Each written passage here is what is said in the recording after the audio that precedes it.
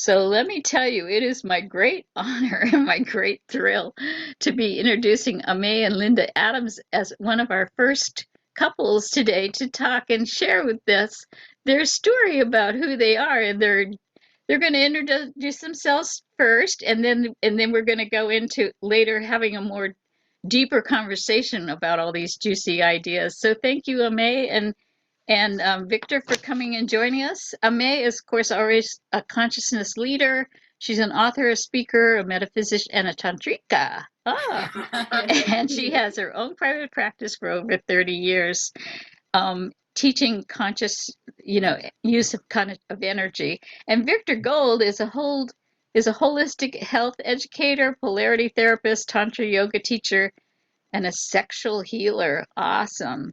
He has been the teacher of Tantra since 1991, and he is the author of Potent Princessy, and I love this book, A Long Time Coming. Perfect title. I can't imagine what that book's about. So I would love to hear from you. So we're going to turn it over to you, Aimee. So what a pleasure it is to be introducing you all to my beloved Victor Gold. My relationship with Victor is truly the bedrock of my life, the foundation of love and harmony, fun and laughter, sensuality and sexuality that allows me to do the quality of the work that I do in the world with my 12 Ascended Master Guides. It frees me to consistently show up with a high frequency and to radiate love and light into the world. You know, Victor and I have been together for over 16 years now, and our intimate relationship only gets deeper and deeper. What would you say to that, Victor? First, I'd like to say that I'm so very grateful that my service to the goddess this lifetime included attracting you into my life, Aimee. Next, I would say that I see our relationship as a spiritual one, in that you are a reflection of me, a mirror. So if you do anything that triggers me, for example, I know it's my own work to process. I don't make it about you, but about me.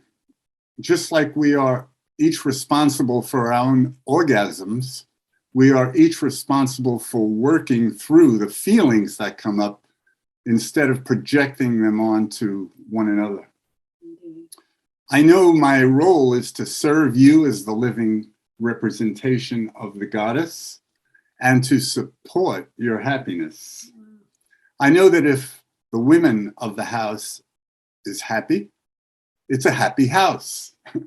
So I practice the 3 magic words: as you wish.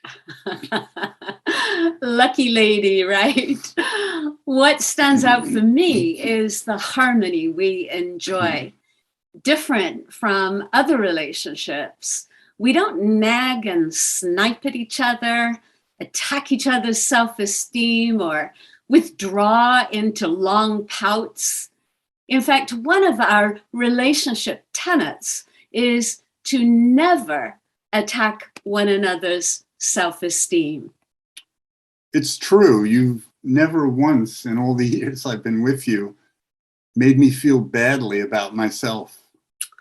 Well, you have no idea how happy that makes me feel. That's a true success. And another relationship tenet is to let a man be a man. Now, if that sounds odd, I learned from Alison Armstrong's work that many women expect a man to behave as an ideal woman would. Not even a regular woman, but an ideal woman would. What a setup to fail. And I also learned that healthy men want to make their women happy. In fact, it makes them feel more like a man. And if they don't feel that they can make a woman happy, they actually will stop trying.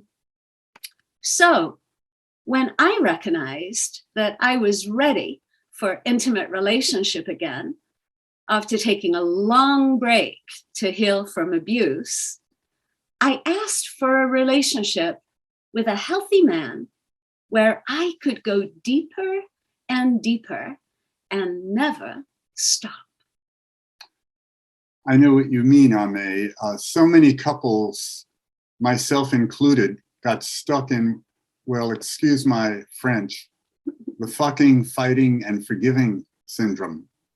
You see, when a man comes, unlike a woman, he loses vital energy. This can happen to a young man if he squanders his sexual energy, and to older men more routinely. So in my younger days, I'd enjoy mind-blowing sex with my partner, and then after several ejaculations, I'd feel depleted. At that point, I would feel emotionally withdrawn, moody, irritable, and wanting to be in my own space, just when my partner would want to cuddle and nest after our wonderful connection. To get away, I'd create a fight, leaving my partner confused and angry. What's wrong? My partner would ask. That would only increase my desire to get away. Eventually, we would forgive each other, but the next time we would have sex, we'd be back at square one. Sounds all too familiar, right, ladies? Whereas, if there's no broken connection, and if you don't spend your time in between making love, tearing each other down, intimacy can be deepening without end. It's true. Furthermore, all toxic masculinity comes from being closed off from the heart. And that's why in Tantra, sexual energy is first raised into the heart. Men need to awaken the heart-genital connection as a first step, as that would put an end to women being treated as sexual objects, harassed, molested, abused, and trafficked. I think we can all agree that this world needs more heartfelt love. Raising sexual energy up instead of out will accomplish this. This is the new sexual paradigm. Of course, it's not really new, but this will require new sexual behavior for men to learn how to recycle their sexual energy versus squandering it through ejaculation. And in doing so, a man gets to prolong his sexual enjoyment and enjoy all of the youth-enhancing benefits. Yeah, and this practice also allows a woman to reach her full orgasmic potential, first by giving her the space to fully arrive. And in this way, your sexual encounter can last as long as you wish.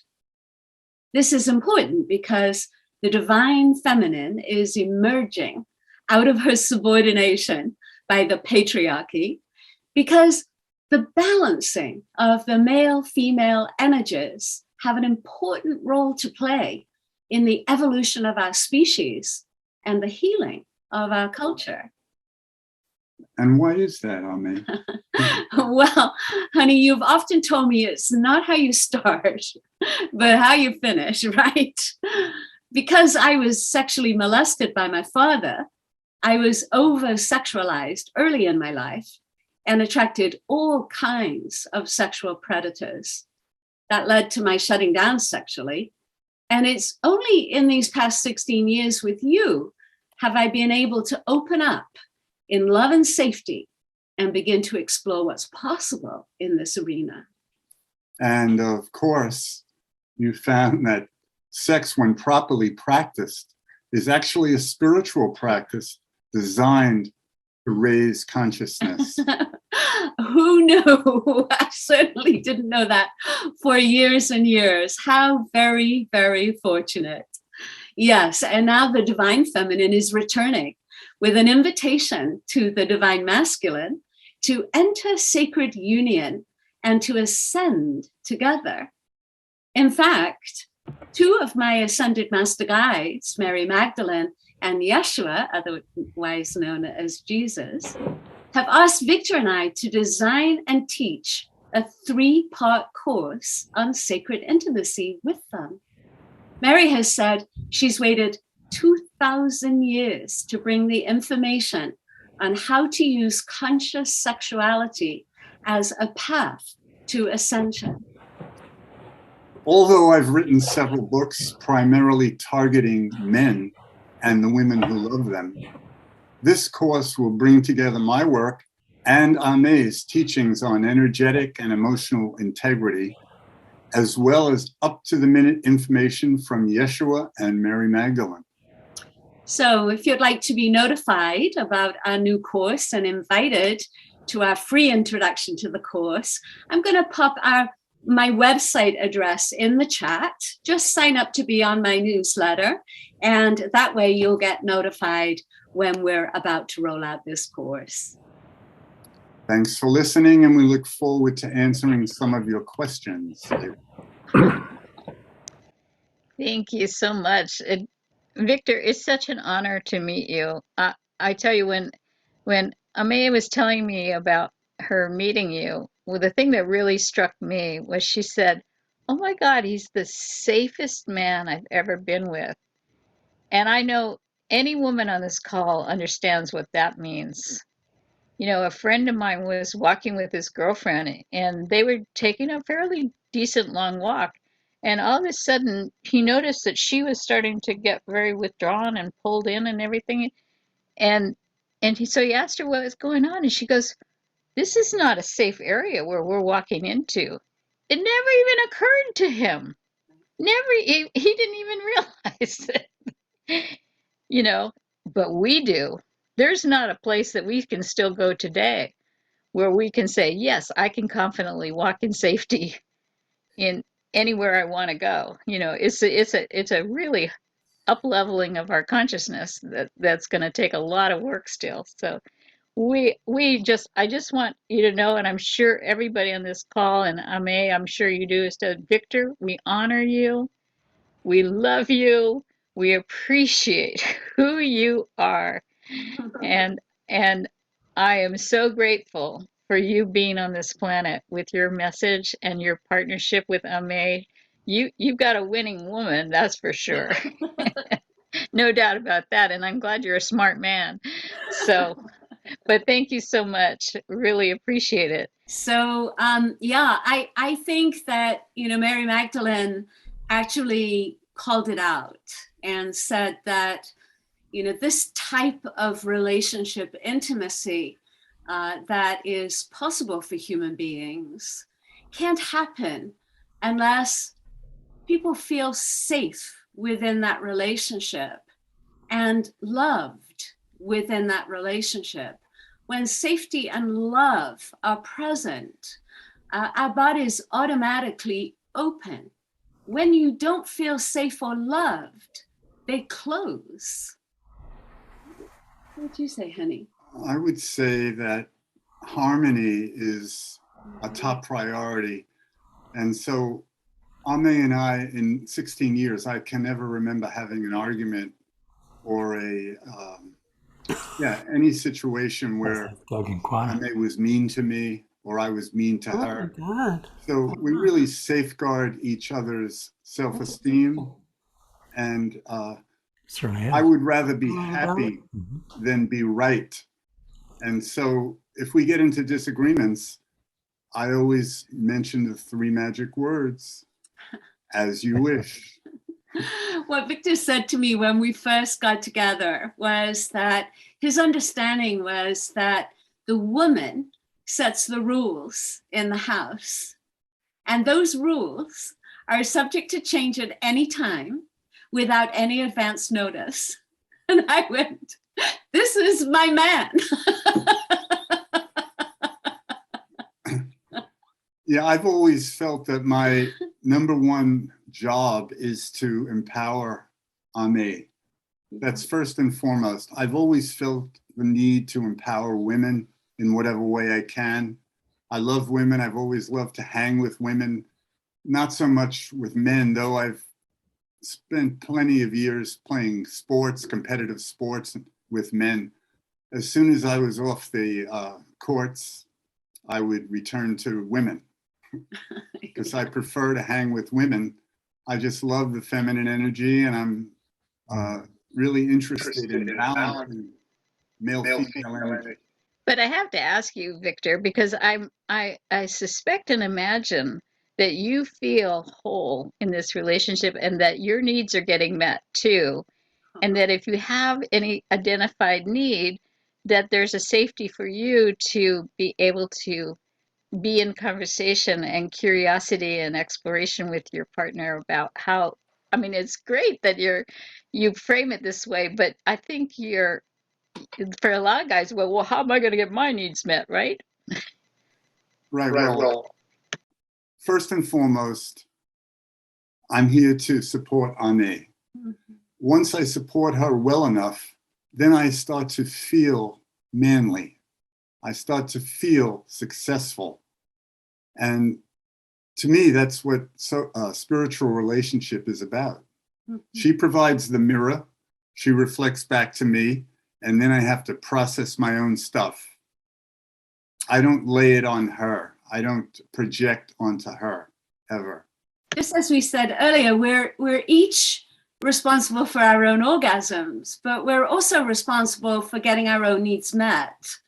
You know, when you really get clear on, you know, what it takes for you to show up in the world and, you know, be ready for life, it really is about getting your needs met, because a need is something without which you don't function well. So it's my responsibility to make sure that I get enough sleep, that I drink enough water, that I get enough exercise, and that I prioritize my time with Victor, which anyone who knows me knows that, boy, as soon as the day is finished, I am off duty and my 100% focus is Victor.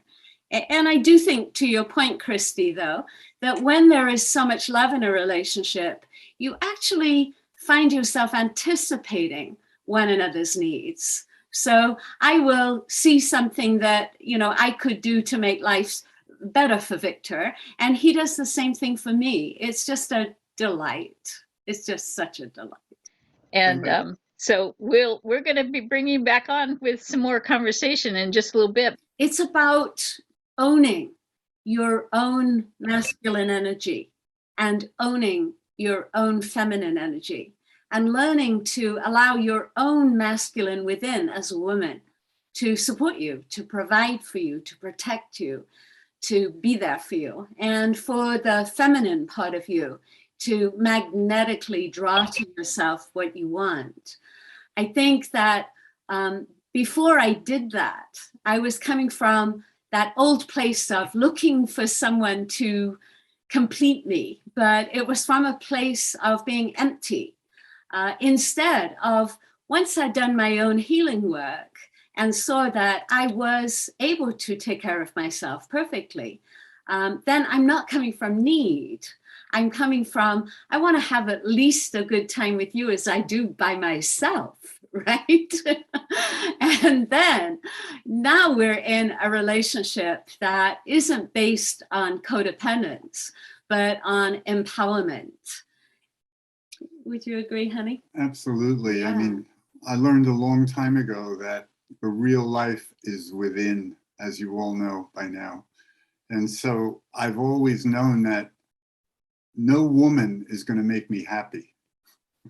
Happiness is within. So I've been working on myself, seems like a long time now. And here we are. Exactly. So women, you know, do your work and then look for an integrated man, a man who's as comfortable with his feminine side as his masculine side. And then it's just pure joy. I mean, you really hit the nail on the head. It's that real heartfelt desire, like Aimee was talking about earlier. You want, if there's love there, you want your partner to be happy. You want them to, you know, it's like I have a little thing going on with my neighbor, and I just told her the other day, I said, I want you happy. So we're going to work it out. We're going to find out how we're going to get creative here and figure out how to get your needs met. What happens? And this is our next question. Popcorn, anyone that wants to respond to this would be appreciated, is the triggers, because you were saying that, when I'm wrong, I promptly admit it as a principle, guiding principle that you've stuck by and used and whatnot. And I know for me and my relationships, boy, getting triggered, especially when people come from emotionally abusive or even physically abusive relationships, um, it's very, very difficult for the triggering and to deal with it. And I know that's an inside job work that has to happen to get that part healed, but maybe some of you can speak to the triggers and what you do and how you help yourself. Aimee, go for it. Thank you. This really makes me think of very early in my relationship with Victor, in the early weeks of our relationship. And, one of the things I teach in my work is emotional integrity, that, you don't dump unprocessed feelings on anyone else. And even if they poked you and made you hurt, it's that there is a wound there of yours that they kindly poked for you to see that you've got some wounding there that needs to be released. So with that background, Victor and I are together, and you probably don't even remember this, Victor, but we lived in a 2-story house at the time, and he said something that totally triggered me. I was thinking, this guy is like unlike any other guy I've ever been with, and it's, I'm already thinking about, how wonderful our relationship is going to be. And he said something that just made me think instantly, oh my God, he's just like every other guy. This is going nowhere. I made a mistake. And instead, I remembered my own teaching. And so I said to Victor, honey, I just got triggered, and I'm going to go downstairs and just move some feelings to see what it was that triggered me so much. And I'll, enjoy the game. I'll come back and join you later. So I went downstairs, and I just let myself release my, upset anger and sadness. And I got this insight, was that, just because he said whatever it was he said, he didn't mean what I thought he meant by it. So went back upstairs. Now I'm totally neutral, no charge. And he, I come back upstairs, goes, hi, honey, all right? And I went, absolutely. When you said such and so, did you mean this and that? And he looked at me as though I had green hair. He goes, no, not even close. And I said, thank you. I didn't think so. All is well. We just moved on. It was a magical moment. Thank everybody who's been so kind and gracious to stick with us and be a part of us. Thank you. Good to see everybody, all the work that went in. But I've got a real treat happening now, because Darren and Karen Puma have worked really hard and really tirelessly on putting together, because she loves to dance and he loves to play music and write songs. And so I said, how about a dance and a song for this event? Oh my God, hang on to your hats, folks. They pulled it off. Amazing that in such a short time that they were able to pull this together. So thank you guys so much. I'm looking forward to it. Choreograph this dance and very patiently help them work it out and figure it out. And oh my God, it was brilliant. I thought I was laughing my head off. It was so fun. What I was going to say, in working with Karen and Darren as a dance teacher, and I've taught couples before, it can be really something where it's a real arena where they can really begin to argue and just have big fights. And I said it was amazing because they actually learned this dance and they did it together, and and Karen's comment, well, we bonded even more. So it was just really lovely to see the act of creation, and really, it just showed the harmony that they were in to be able to do that and pull that off. I've been in several dances with Ilona. I mean, I've always been with Ilona. So this was my first dance without her. So she was there with us. 100%. And Ilona showed up on Sunday morning when she normally would be in bed to help us film it in the park. So she was so dedicated. So thank you. Thank you so much, Ilona and Darren. You're very welcome. Take it away, Darren. All right, excellent. Well, anyway, yes, Karen and I have been friends for a year and a half, and we recently became a lot closer. And a term came to me tonight that I never thought of before, Shakti Tosin. That's, I think I discovered a new thing. And so, but anyway, we did take on that request to create actually not just a song, but a music and dance video. What was that like for you, Karen, making that video? It was amazing. It was like the process was the goal. Yeah. It was an amazing, and it really did enhance our relationship. It became deeper and deeper, and it was just glorious. I mean, waiting to hear it's like my life story anyway, our life story of finding, once you find it, you can't deny it. And yes, and we've been working like every evening, the whole weekend. I just up till 11 o'clock last night editing most of the day today. It's just such a huge project. But yet, like she said, just so rewarding, such a process. And I love what you said about the process is the goal. So anyway, there's two songs, a medley of two of my songs. The first one I wrote 45 years ago, and I feel like I'm only now fulfilling what that song was about. And the other one was written maybe 20 years ago. So here we go.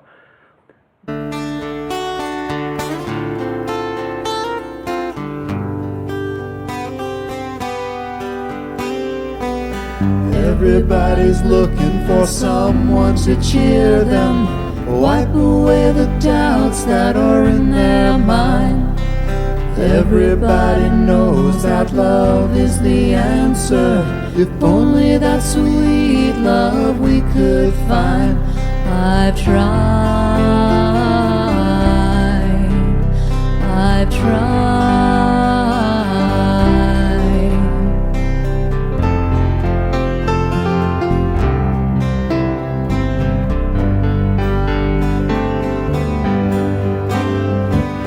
Carrying the jewel within my being, hoping to set my heart on fire.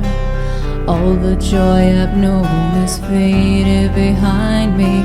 I'm trying to hitch my wagon to a star so far, so far.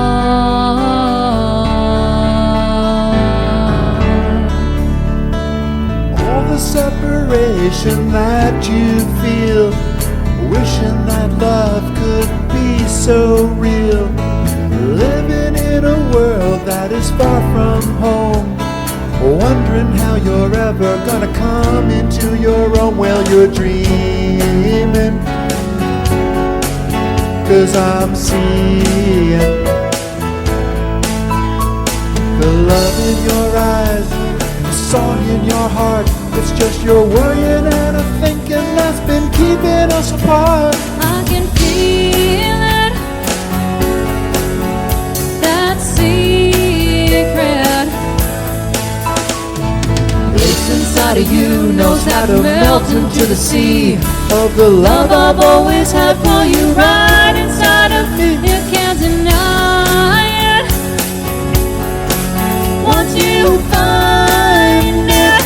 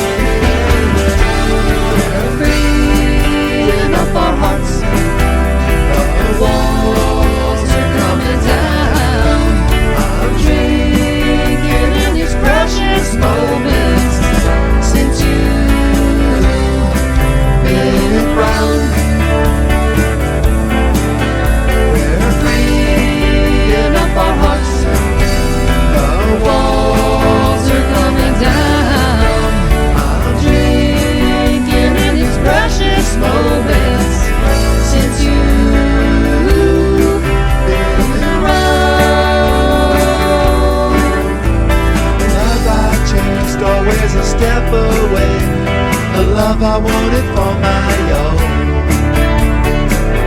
Now I see deep within my heart, it's the place inside that I've always known. We're freeing up our hearts, the walls are coming down. I'm drinking in these precious moments since you've been around. You know we've lost our fear of hell, drinking from life's cup. So far down we've already fell. The only place to go from here is up. We're freeing up our hearts, the walls are coming down. I'm drinking in these precious moments since you've been around. Since you've been around. All the love we lost, we found.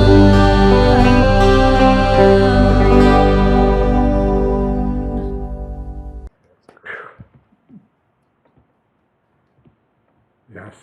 Good job. Thank you. Thank You got to bring me on, Darren, to talk to you guys.